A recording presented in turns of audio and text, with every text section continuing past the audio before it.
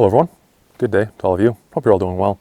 I wanted to talk today and compare two-stage triggers, which is what I have in here, and nowadays is what I have in pretty much all of my rifles, and compare it to single-stage triggers, which I have a lot of experience on as well. Pretty much grew up exclusively using single-stage triggers, and I was just doing some research, not even related to this actually, but doing some research on triggers recently, and just kind of popped into my head thinking this might be a kind of good idea, good video idea, because like I said, I have a lot of usage on both of them. I have several thousand rounds on both types of triggers, and for the longest time I did prefer single stage, but ultimately I did switch everything to two-stage. I do think they're superior, which, yeah, no surprise there given that I'm switching everything over to it, but that's what I'm going to talk about, why I prefer them, and maybe some of that will help you to make a decision on what kind of triggers you want to go with. So starting with just the basics, the end user or operator level, and why I think that the two-stage triggers are better, really comes down to the more precise shooting. So of course what you have on a two-stage trigger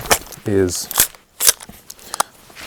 on the first stage of course, taking out what feels like a bit of slack, and then get that last little bit of take up, just very smooth, very crisp, last little bit there. And that just helps a lot for precision shots. You're not going from, so take for example, you're just a regular mil-spec single stage trigger. On that, sure, you might have some creep, but pretty much you're going from just zero muscle tension on your actual, your trigger finger and all that. You're just going from nothing and then going all the way through till it actually drops the hammer and all that.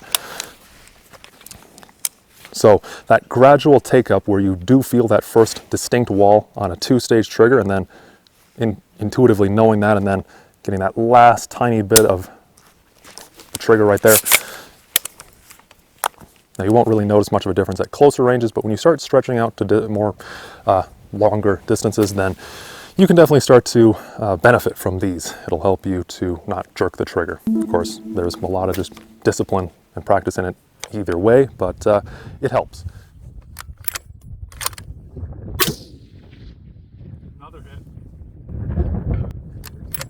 Now, one argument I have seen regarding the single stage versus two-stage trigger debate that a lot of people on the single stage side of the spectrum will say is an advantage to the single stage triggers is that for competition or very quick shooting, is that with a well-made single stage, of course, it's just a very light, pretty much no travel. You just hit it and it goes. You just can repeat very quickly, at least in theory. Now, personally, I don't really have an issue with that. Even with a two-stage trigger, I'm still able to go really fast.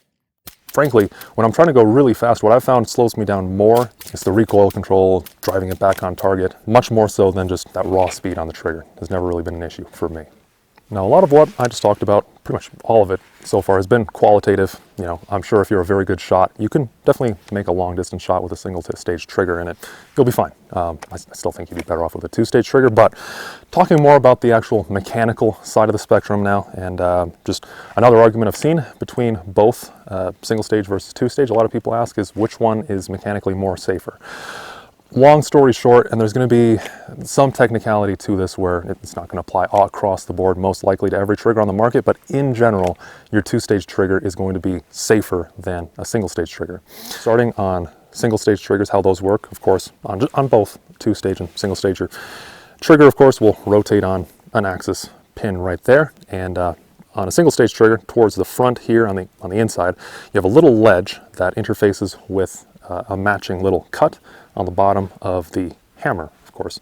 So once you pull your trigger back far enough, it's just simple mechanics. That ledge will slip past the hammer and allow it to ride forward under spring tension and strike the firing pin, thus discharging a round, assuming you were loaded.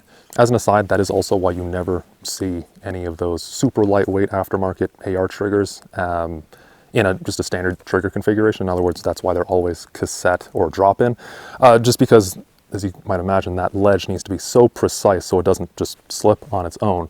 And that way the trigger manufacturers are able to maintain the distance between the hammer axis and the trigger axis, just in case, your lower receiver, these might be ever so slightly out of spec, but that way they're not going to be. They won't have any issue with slippage.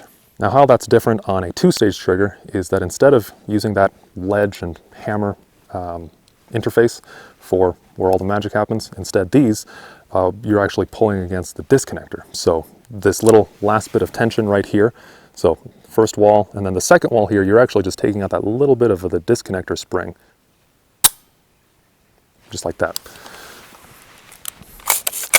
Now how this is more safe, and like I said, this may not apply to every single two-stage trigger manufacturer out there, but at least, for example, a lot of the big ones I know, like Geissele does this. They'll actually maintain that little ledge cut despite not being used, just so that way, if everything fails on the trigger and you're not pulling the trigger yourself and having poor trigger discipline, it can't go off. It's going to catch the hammer on that ledge, and you won't have an ND. The circumstances for that amount of a catastrophic failure, frankly, is very unlikely to happen, but just discussing two-stage versus single stage. If you're interested in seeing just the mechanism much more in detail, since I don't have a cutaway, I wish I did, but I'm not able to show it super well here. So if you want to see that, check out the video that I have linked, just a YouTube video here. It is, it's the same video actually I got all these screenshots from that I was showing earlier. Phenomenal video showing just really in depth how this all works. But to close everything up, I do think that two-stage triggers, both for the end user as well as for the mechanical safety, are far better. And yeah, if you have anything else you want to add or any other questions, your own experience with either of these triggers, or if you beg to differ and you're much more in the single stage camp and you feel like I left something out, then by all means, I would love to hear it. So thanks for watching, especially if you got through the whole video. I always do appreciate it. And I hope to see you all in the next one. Take care and see you all then.